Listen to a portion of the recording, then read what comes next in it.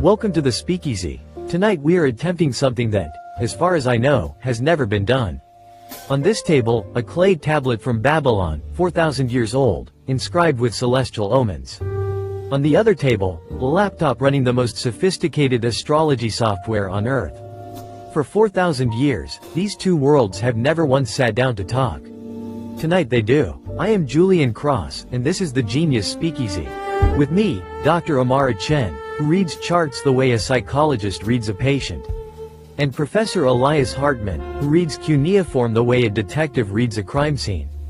Gentlemen, ladies, the first question. Are these two tables even looking at the same sky? They are absolutely looking at the same sky, Julian, but through different windows.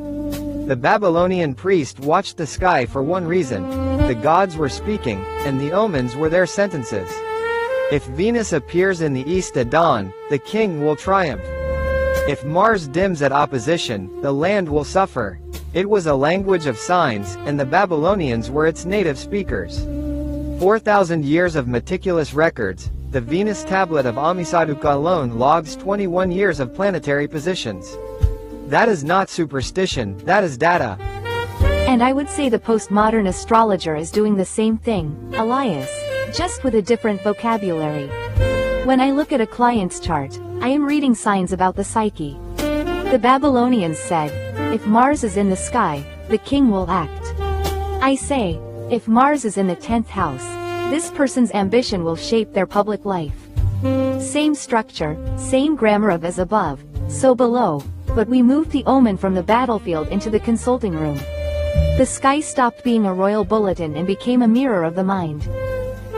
So here is our first original theory of the night, and I want to call it the Omen Bridge. The hypothesis is simple. Babylonian omen literature is the world's first behavioral psychology. The priests were observing that celestial events correlate with human events, and they built a taxonomy of those correlations. Modern psychology built a taxonomy of the mind. What if they are two dialects of the same language? Elias, Amara, is the bridge load-bearing, or is it just a beautiful metaphor? I think it is load-bearing, and I will defend it with a text.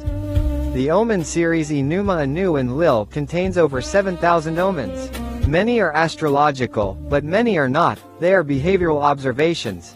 If a man does this, then this will happen to him. The Babylonians were systematizing cause and effect in human life. That is the raw material of psychology. They just attributed the cause to the stars because that was their cosmology. And postmodern astrology can return the favor. We have archetypes now. Jung gave us a map of the collective psyche that reads shockingly like a Babylonian omen list. The hero, the shadow, the wise old man, the great mother. Jung said archetypes are ancient patterns living in the modern mind. The Babylonians would have said, those are the gods. I think we are describing the same entities with different names, and that is the bridge. The gods are the archetypes, and the archetypes are the gods. Chapter 2, and we go from the bridge to the building itself. Elias, you are the guardian of the Hellenistic tradition. Defend the whole sign house for us, because to the modern eye, the idea of a whole sign sitting in a house looks almost naive. It is not naive, Julian, it is architectural. In Hellenistic astrology, the houses were not slices of sky, they were rooms of a building, and each sign was placed whole into its room. If Leo rose, then Leo was the entire first house, Virgo the entire second, and so on. The Greeks understood something that the later, more complicated systems forgot. A house is a stage, and the stage is not divided by the scenery. The whole sign system gives you clarity. Your ascendant sign is the door of the building, and every room after it is a whole world. And here is where the postmodern mind gets excited, because whole sign houses are a perfect map of what we now call internal family systems. Richard Schwartz taught us that the psyche is not oneself but a family of parts: the exile, the protector, the manager, the firefighter.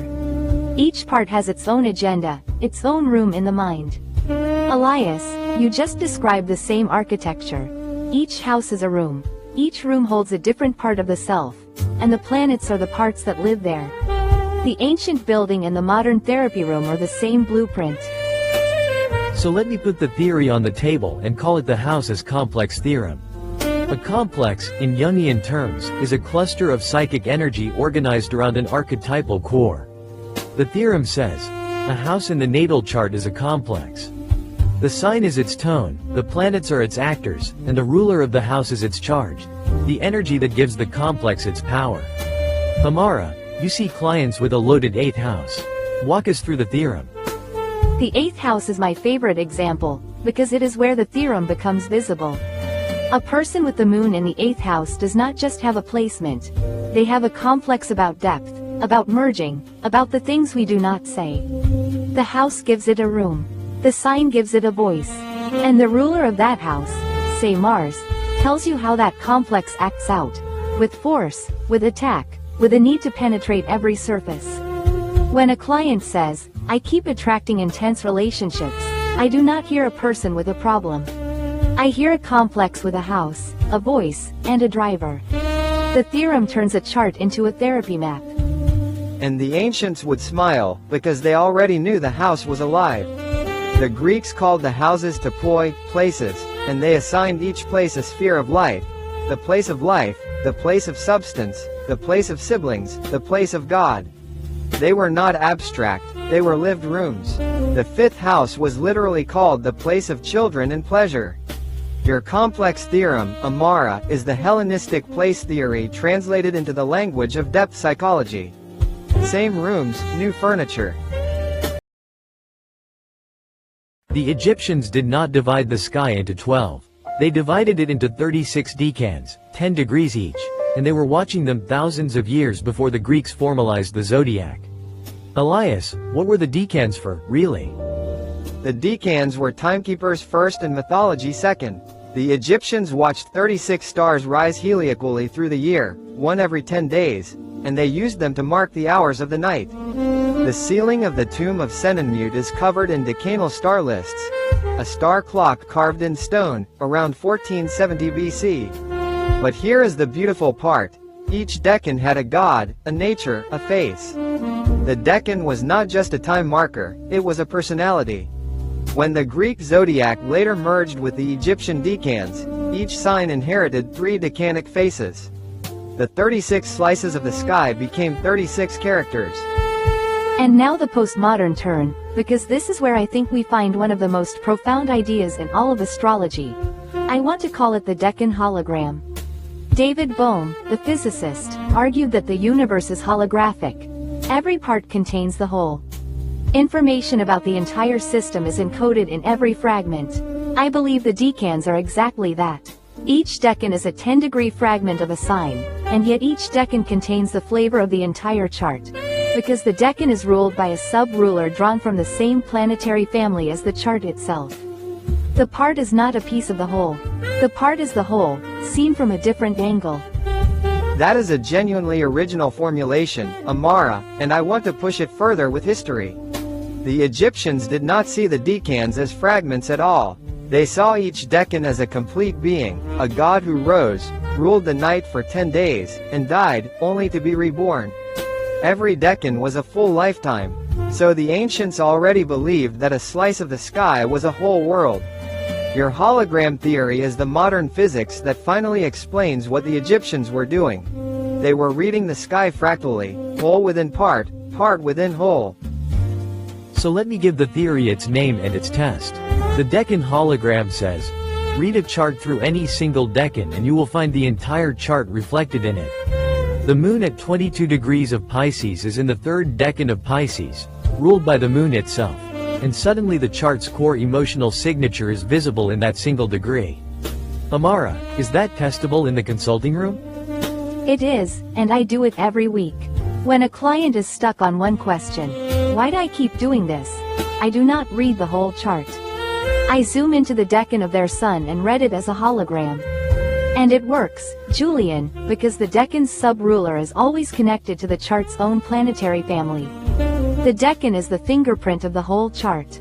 The Egyptians built the hologram 4,000 years before physics named it. That is the kind of ancient wisdom that makes the postmodern mind shiver. And it makes the ancient mind nod, because the Egyptians would simply say, of course.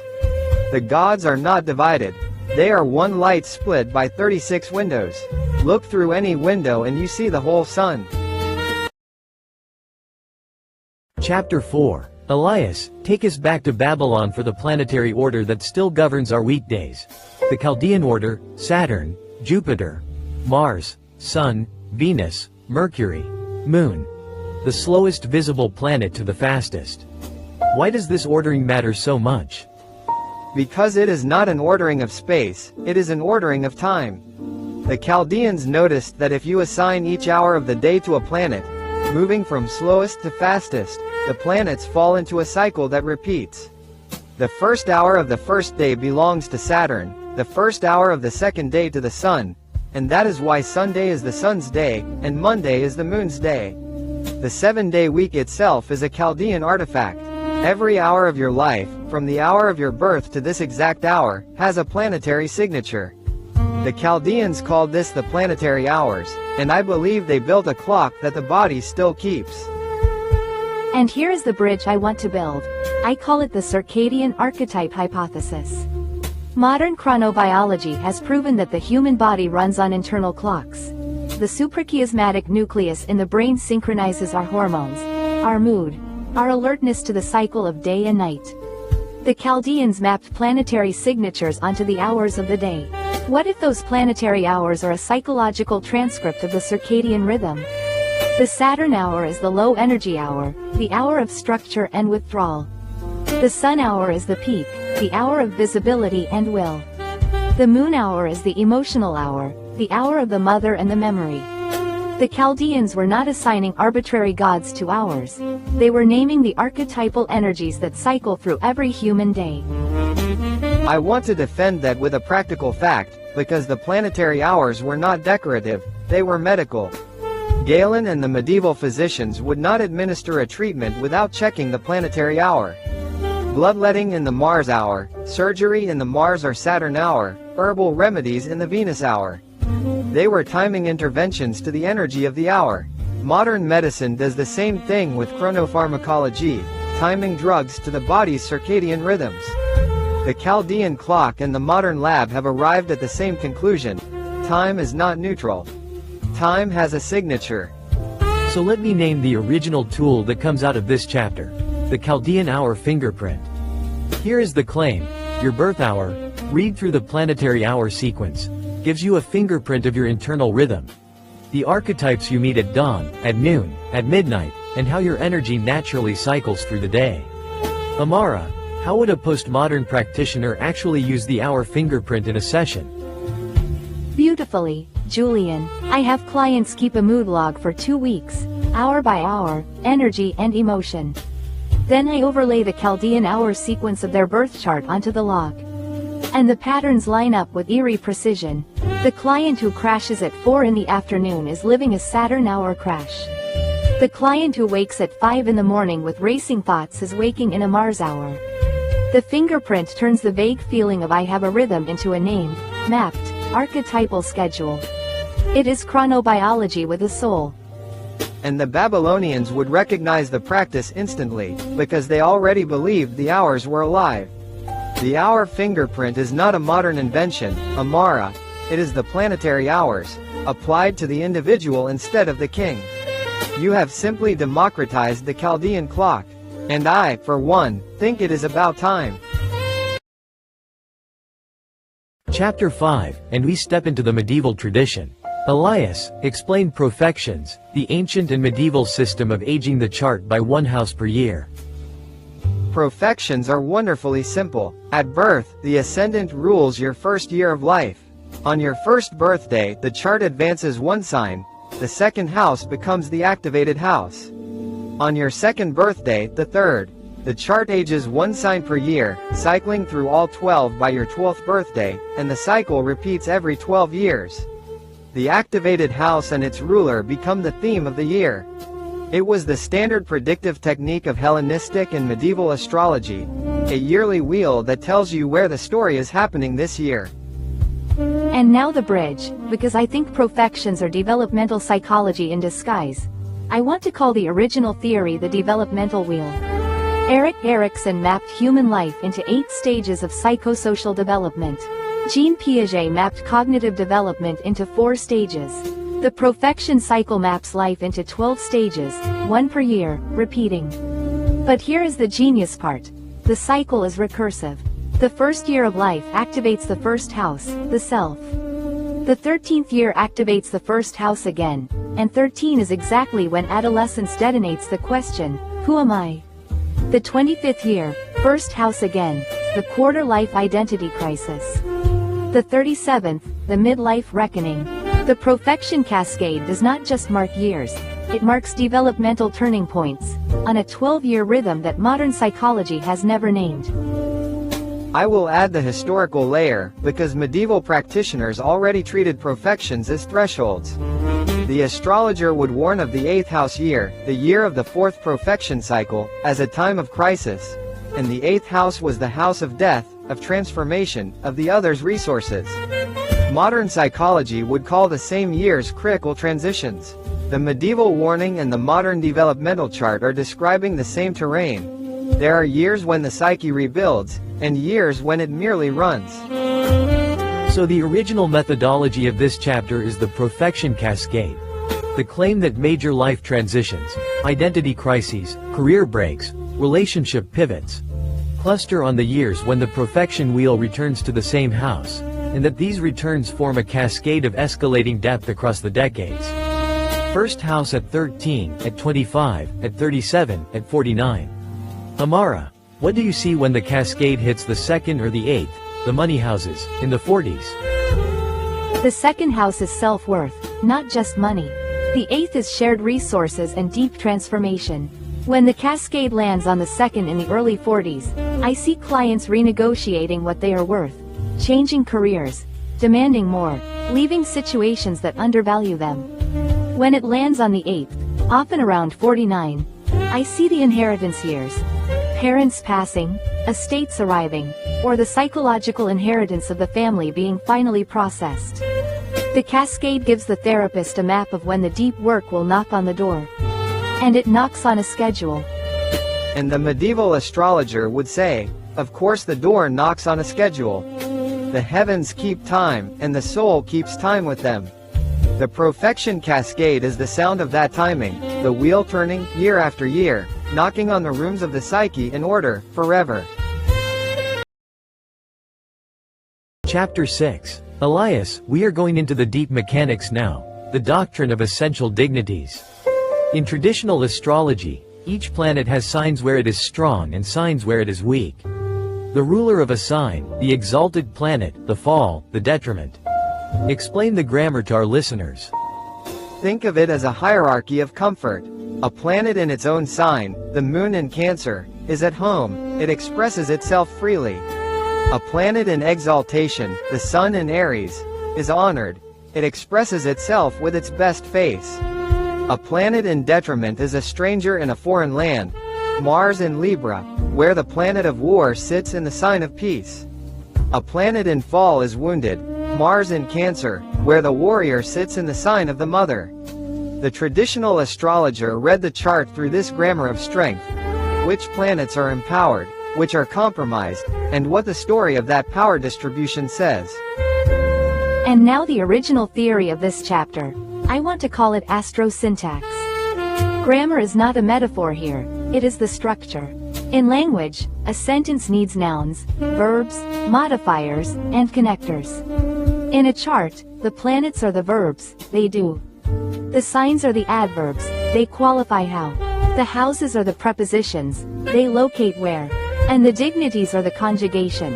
They tell you whether the verb is strong or weak, active or passive, in its element or out of it. The moon in Cancer is the verb to feel, conjugated in the first person, present tense, active voice. The moon in Capricorn is the same verb, conjugated in the passive, in the subjunctive mood, under duress.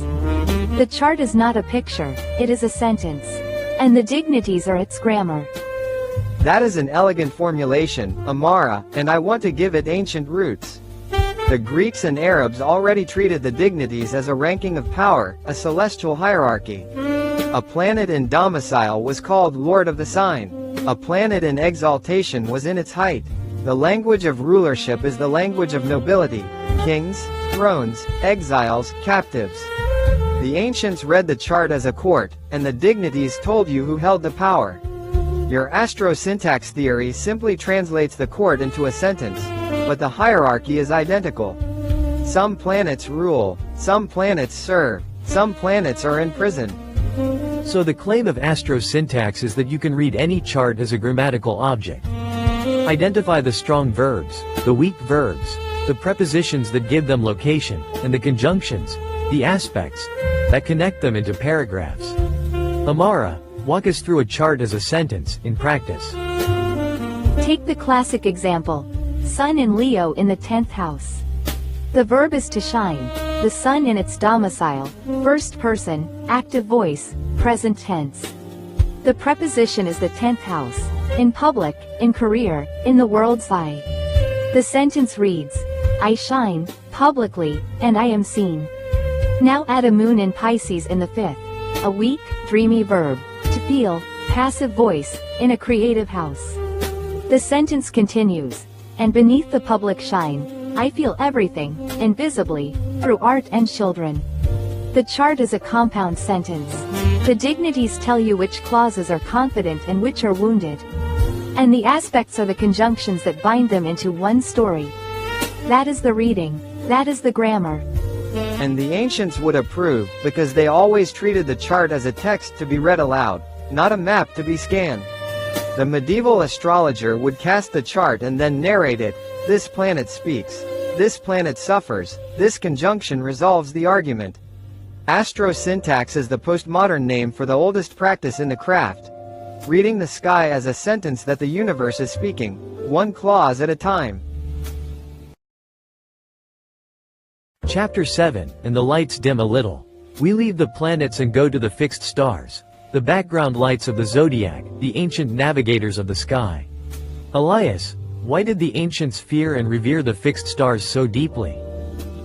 Because the fixed stars were the constants, and the planets were the wanderers. The Babylonians called the planets wild sheep, they wandered. But the fixed stars never moved, they were the eternal writing on the celestial wall. Each bright star carried a fixed nature. Regulus, the heart of the lion, the star of kings, of honor and downfall. Sirius, the scorching dog star, which the Egyptians waited for with terror and hope because it foretold the Nile's flood. Spica, the ear of wheat, the star of harvest and wealth. The fixed stars were not individual influences, they were the constellation of the collective, the sky's permanent cast of characters, watching the planets perform. And here is the bridge that I think is the deepest of the night. I want to call it the stellar unconscious. Jung said the collective unconscious is populated by archetypes, universal patterns inherited by every human mind, older than any individual life. The fixed stars are the perfect astronomical metaphor for the collective unconscious, and I want to claim more than metaphor. The fixed stars are the archetype's home address. Regulus is the king archetype, the ruler who must face both glory and ruin. Sirius is the guardian archetype, the blazing companion that both destroys and fertilizes. Aldebaran is the warrior archetype, Antares the shadow. The planets are the personal psyche, moving through life. The fixed stars are the ancestral psyche, fixed in the sky, watching. And the ancients already knew the stars were collective, Amara, because they treated them as fate beyond the individual. A person born with Regulus rising was marked, not by choice, but by the star. The Babylonians called such stars the stars of the kings, and the medieval astrologers would say a Regulus rising made a person royal, yet subject to sudden ruin. That is not a personal psychology, that is a collective inheritance. The star does not ask who you are, it tells you what you carry. So the original methodology of this chapter, the stellar unconscious, the practice of reading a chart's fixed star contacts as windows into the archetypal inheritance, the collective material the soul carries before it ever makes a personal choice. Amara, when do you actually look at the fixed stars in a session? When the personal chart does not explain the weight. I have clients who carry a gravity that no planet can account for, a sense of being marked, of having a destiny that outranks their biography. When I check the fixed stars, I find the answer. Regulus conjunct the midheaven, Spica rising, Algol in the 8th. The star names the inheritance. The client does not just have ambition, they carry the king archetype, with all its glory and its ruin. And suddenly the heaviness makes sense. It was never personal, it was stellar, it was ancestral, it was always in the sky. And the Egyptians would add the final word, because they believed the soul descended from the stars and would return to them. The fixed stars were not just lights, they were the original homes of the human soul. The stellar unconscious is the postmodern name for the oldest belief in the world. We come from the sky, and the sky remembers us. Chapter 8. We stay in the ancient world, but we move from the fixed stars to the closest moving light of all, the moon, and the 28 lunar mansions. Elias, what are the mansions? The lunar mansions are the moon's nightly journey through the sky, divided into 28 stations, one for each night of the sidereal month. The Arabic and Indian traditions map them in detail. Each mansion is a segment of the moon's path, with its own name, its own stars, its own nature. The first mansion, Al-Sharadan, the horns of Aries, is sharp, combative. The mansion of Aldebaran is the bull's eye, powerful and transformative. The mansion of the heart of Scorpio is the place of deep transformation. Sailors navigated by them, farmers planted by them, and lovers, in the medieval grimoires, timed their magic by them. The moon moved through 28 moods, and the sky's moods were read nightly. And here is where I want to build the original framework of this chapter. I want to call it the Mansions of Mood, an emotional cartography of the lunar month. Modern research on mood and the moon is contested, but the lived experience is not. Many people feel their emotional weather shifting with the lunar cycle. My claim is this: the 28 mansions give that shifting a map. The moon in the 9th mansion, Al-Tarf, the eye of the lion, is a night of pride and visibility. The moon in the 19th mansion, the tail of Scorpio, is a night of depth and desire. The mansions are not superstition, they are a pre-scientific emotional GPS, tracking the psyche's monthly journey through 28 named states. I will defend the practical use, because the mansions were never abstract, they were agricultural and medical. The farmer waited for the moon in the fertile mansions to plant. The physician waited for the moon in the sanguine mansions to bleed. The traveler waited for the moon in the fortunate mansions to depart. The mansions were a decision-making calendar. This night is good for beginnings, this night is good for endings, this night is dangerous. Amara's mansions of mood is the same calendar, turned inward. Instead of timing crops and voyages, you time emotional work and rest. So the original practice: keep a lunar mansion journal for one synodic month, 29.5 nights, noting your emotional state each night, then compare it to the mansion of the moon. Amara, what do your clients find when they actually do it? They find their personal lunar signature. One client discovered she is luminous in the mansions of the fixed signs, the nights when the moon is stable, in Taurus, Leo, Scorpio, Aquarius, and fragile in the cardinal mansions, when the moon is initiating. Another discovered that his deepest creative work happens in the mansion of the twins, the night of Mercury's stations, the night of language and wit. The mansions become a personal monthly weather report of the soul. You stop asking why am I off today and start asking which mansion is the moon in tonight. And the answer is always waiting in the sky. And the ancient astrologer would simply nod, because they never doubted that the moon was the fastest mirror of the soul's weather. 28 mansions, 28 moods, one moon, and every night, a different door. The mansions of mood is the oldest new idea in astrology, a map of the inner weather, written in the sky, waiting 4,000 years for someone to look up and use it. Chapter 9, and we go small, very small. The dodecatemoria. The ancient practice of dividing each sign into 12 parts of 2.5 degrees each. Elias, what did the Greeks do with these tiny divisions? The dodecatemoria were the fine print of the zodiac. Each sign was divided into 12 subsections of 2.5 degrees, and each subsection was assigned to one of the 12 signs in order. So the first 2.5 degrees of Aries carry the flavor of Aries. The next 2.5 carry the flavor of Taurus. Then Gemini, Cancer, and so on through the wheel. A planet at the 9th degree of Aries would carry the sub-signature of Virgo. The Greeks used the dodecatemoria to refine a reading. The planet's outer nature was its sign, but its inner texture was its dodecatemorion. The ancient astrologers were zooming in, reading the chart at 2 different scales at once. And this is where I get genuinely excited, because the dodecatemoria are fractal, and I want to name the original theory of this chapter the fractal law. A fractal is a pattern that repeats at every scale. Zoom in on a coastline and you find the same roughness at every magnification. The zodiac is fractal. The 12 signs contain 12 sub-signs. Each sub-sign contains 12 sub-sub-signs. The recursion never ends. The dodecatemoria are astrology's first fractal zoom. The ancients discovered self-similarity in the sky 2,000 years before Benoit Mandelbrot named it. The chart is not a flat map. It is a recursive structure, and every degree of every sign contains the whole wheel, folded into itself. I want to confirm that the ancients treated it exactly that way, as a zoom, not as a different system.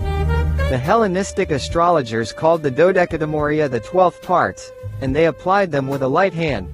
The sign is the planet's public nature, the dodecatemorion is its private texture. A Venus in the 1st degree of Leo is publicly noble, privately gentle, because the first 2.5 degrees of Leo carry the sub-signature of Leo, the sign of warmth. But a Venus in the 10th degree of Leo carries the sub-signature of Taurus, publicly royal, privately sensual. Same planet, same sign, different texture. The ancients were reading the chart at 2 scales, and they knew the smaller scale mattered. So the fractal law gives us a practical tool. The dodecatemoria sub-signature. Read every planet twice. Once at the sign level and once at the 2.5 degree level. And let the sub-signature refine your understanding of the placement. Amara, what does the sub-signature actually change in a reading? It changes the nuance, which is where the truth lives. A Mars in Scorpio is intense, everyone knows that. But a Mars in the 10th degree of Scorpio carries the sub-signature of Leo. The warrior becomes a performer, the intensity becomes theatrical, the need to dominate becomes a need to be seen. 2 clients with Mars and Scorpio read completely differently once you apply the dodecatemorion.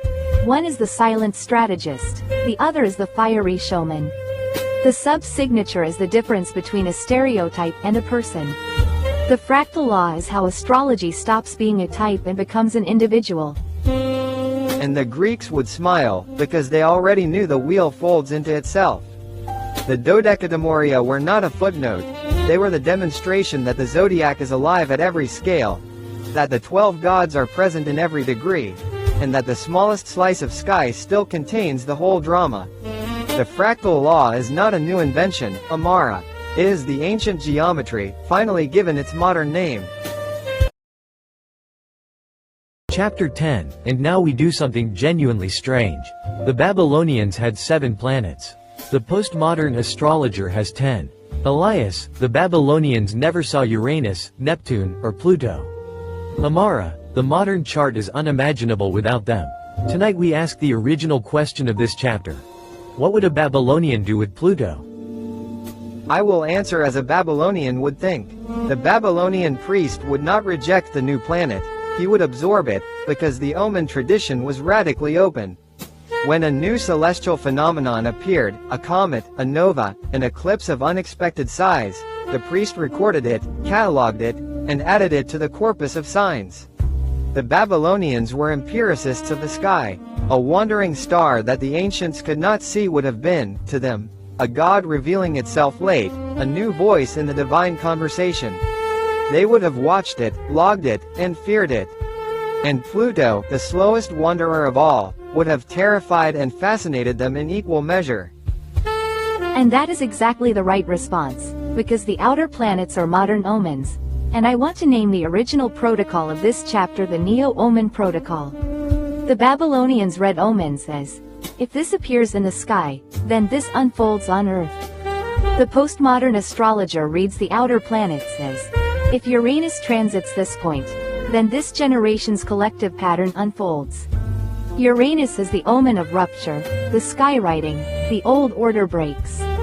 Neptune is the omen of dissolution, the boundaries dissolve, the dream rises. Pluto is the omen of transformation, the depths erupt, the old life dies, the new one is born. The Babylonians would have had no trouble with these three. They would have recognized them instantly as the gods of upheaval, mist, and the underworld. And the ancients already had the categories ready. The Babylonians had a class of omens for the dark stars, the invisible wanderers, the gods who hid their faces. They believed some gods worked in darkness, revealing themselves only through their effects. Uranus, Neptune, and Pluto are precisely that, gods who hide their faces, working through generations, visible only in their effects. The Neo-Omen protocol is the Babylonian method, observe, catalog, correlate, applied to the three great invisibles. The postmodern astrologer is doing exactly what a Babylonian priest would do, watching the slow gods, and reading their signatures in the collective fate. So let me synthesize the original claim of this chapter. The outer planets are not a break with ancient astrology. They are the continuation of the omen tradition by other means. The Babylonians would have logged Pluto's discovery as the appearance of a new god, and they would have waited, for decades, for centuries, to read its omens. We have done exactly that. We have watched Pluto through the 20th century and read its signature in world wars, in transformation, in the death and rebirth of empires. Amara, what would the Babylonian edition be? What would the priest add to our modern practice? The priest would add patience and awe. We moderns rush the outer planets. We want the transit to resolve in a week. The Babylonian would say, a god who moves this slowly is not speaking to your week. He is speaking to your epic. And the priest would add the catalog, the long ledger of observations, generation after generation, until the pattern of the slow god is finally legible. That is what the Neo-Omen protocol asks of us, to watch the slow gods with the patience of the ancients, and to read them with the precision of the moderns. The Babylonians would have loved Pluto. They would have built it a temple. And they would have kept it waiting. In the temple, patience is not a virtue, it is the method. The slow gods reveal themselves on their own schedule, and the astrologer's only job is to be watching when they finally speak. Chapter 11. We go from the very old to the very new, harmonic charts. Amara, explain what a harmonic chart is, because to most listeners, the phrase sounds like something from a physics lab, not an astrology chart. It is something from a physics lab, Julian, and that is precisely the point. A harmonic chart takes the positions of the planets and multiplies them by a number, then wraps them back around the wheel. The second harmonic multiplies everything by 2, so planets that were 180 degrees apart, opposite, now land on top of each other, conjunct. The fourth harmonic brings squares together. The seventh brings the septile, the angle of genius and obsession. Each harmonic is a lens that amplifies one family of angles and fades the others. The harmonic chart is not a different chart, it is the same chart, seen through a different resonance. It is astrology's Fourier transform. And here is the ancient connection that makes this chapter sing. I want to call the original theory the resonance body. The ancients practiced melethesia, the mapping of the zodiac onto the human body. Aries ruled the head, Taurus the neck, Gemini the shoulders and arms, Cancer the chest, Leo the heart, Virgo the belly, Libra the kidneys, Scorpio the genitals, Sagittarius the thighs, Capricorn the knees, Aquarius the calves, Pisces the feet. The zodiac was a body, a resonance map of flesh and spirit. The harmonic chart is the same mapping, modernized. Each harmonic corresponds to a different body of resonance. The second harmonic is the body of relationship, the third the body of creativity, the fourth the body of structure, the seventh the body of obsession. The ancients mapped the signs onto the physical body. The harmonics map the angles onto the psychological body. Same project, the sky as a body of resonances. So the resonance body theory claims, just as the ancients read illness and health through the zodiac's map of the physical body, the modern astrologer can read psychological health and pattern through the harmonic chart's map of the resonance body. Amara, how do you actually use harmonics in a session? I use the fifth harmonic for creativity and romance. It amplifies the trine family, the angles of flow and gift. When a client says I am creative but I cannot finish anything, I cast the fifth harmonic and look at its ruler and its aspects. The chart tells me whether the gift is supported or isolated. I use the seventh harmonic for the obsessions, the angles of genius and compulsion. When a client says I cannot stop this pattern, the seventh harmonic names the obsession in its geometry. And I use the ninth harmonic for the philosophy, the 11th for the community, the 12th for the hidden. Each harmonic is a room in the resonance body, and the client's pattern is living in one of those rooms. The harmonic tells me which room to open.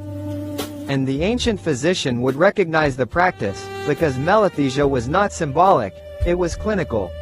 The doctor asked which sign ruled the wounded organ, which planet afflicted it, and which remedy resonated with both. The harmonics are the same clinical logic. Identify the resonance that is wounded, and work with the resonance that heals. The resonance body is the oldest medicine in astrology. The body is a map of the sky, rebuilt for the age of psychology. The flesh has changed its language, but the body is still the same map. And the map is still accurate. The ancients divided the body into 12 parts and found the sky in each one. We divide the psyche into harmonics and find the sky in each angle. Same map, new scale, one continuous line of inquiry. From the priest who healed the head with Aries, to the astrologer who heals the obsession with the seventh harmonic. The resonance body is 4,000 years old, and it has never stopped being true. Chapter 12, The Last Table. And tonight we have covered a lot of ground: omens as psychology, houses as complexes, decans as holograms, the Chaldean clock, profection cascades, the grammar of dignity, the stellar unconscious, the mansions of mood, the fractal law, the neo-omen protocol, and the resonance body. Now the final synthesis. The ancients lived in a world of cycles. They called it chronos, the great wheel of recurring time. The postmodern mind lives in the moment. The Greeks called it kairos, the opportune instant, the now that never repeats. Elias, Amara, how do we hold both? We hold both by remembering that they were never separate. The Babylonians did not oppose the cycle and the moment, they read the moment through the cycle. The omen was always a kairos, a specific instant, read against the chronos of the heavens. The king did not ask what will happen, he asked what is this moment, in the middle of the great wheel. The ancient method was always synthesis, the eternal cycle, meeting the singular instant, in the person standing before the sky. We have simply split what was never divided. And postmodern astrology can reunite it. And I want to name the final original methodology of the night the 7-layer synthesis protocol. Here is the protocol. Layer 1. The omen. What is the sky saying right now, in this moment, to this person? Layer 2. The houses. Which rooms of the psyche are awake? Layer 3. The Deccan hologram. Which slice of the whole carries the signature of the moment? Layer 4. The Chaldean clock. What hour of the soul are we in? Layer 5. The profection cascade. Where are we in the great 12-year wheel? Layer 6. The fixed stars and mansions. What ancestral and lunar weather surrounds the moment? And Layer 7. The harmonics. Which resonance body is speaking? 7 layers, from the eternal wheel to the singular instant, all read together.